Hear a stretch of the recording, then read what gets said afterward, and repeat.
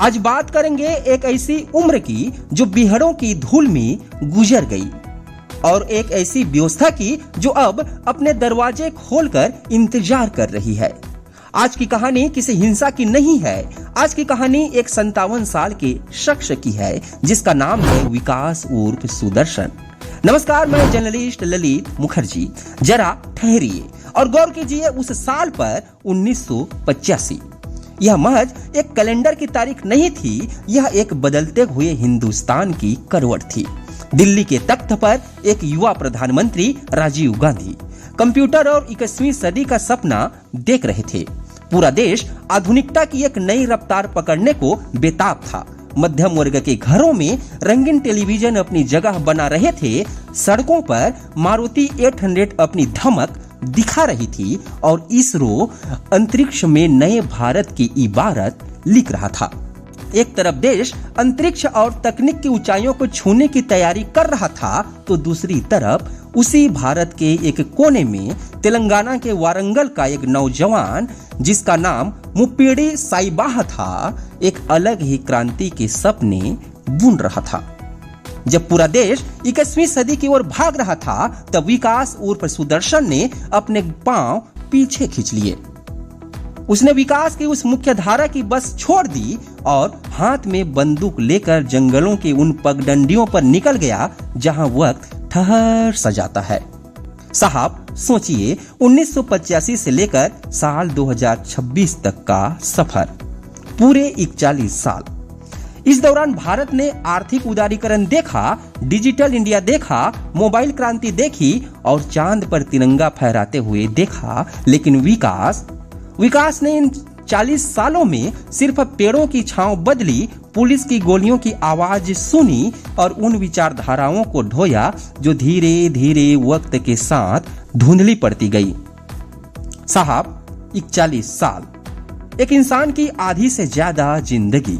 विकास ने 14,965 दिन और रातें उन जंगलों में गुजारी जहां सूरज की रोशनी भी डरी सहमी पहुंचती है। वह स्टेट कमेटी मेंबर बना, उसने डिवीजनों की कमान संभाली, उसने रणनीति बनाई। लेकिन 41 साल बाद उसे क्या मिला? डर, अपनों से दूरी और एक ऐसा संघर्ष जिसका अंत सिर्फ मौत नजर आता था। वह वापस आना चाहता था, लेकिन उसकी पैर उन बेड़ियों में जकड़े थे जिन्हें अविश्वास कहते हैं।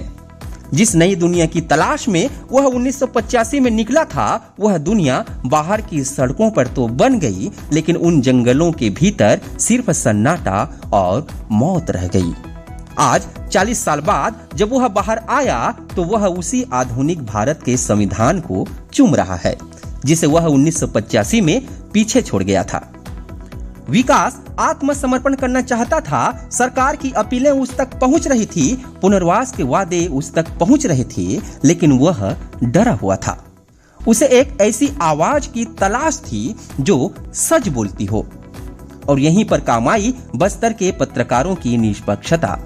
विकास तिवारी और उनके साथी पत्रकारों ने वह मध्यस्थ बनने का जिम्मा उठाया। उन्होंने विकास को यकीन दिलाया कि 40 साल का वनवास अब खत्म हो सकता है।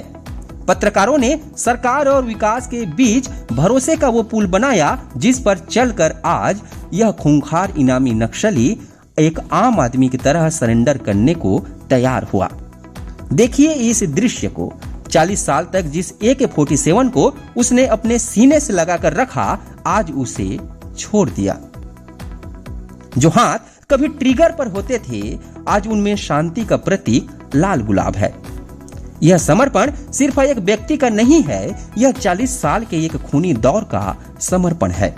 विकास आज 57 साल का हो गया है। उसने अपनी जिंदगी के बेहतरीन साल उन रास्तों पर गंवा दिए जहां से कोई मंजिल नहीं निकलती थी।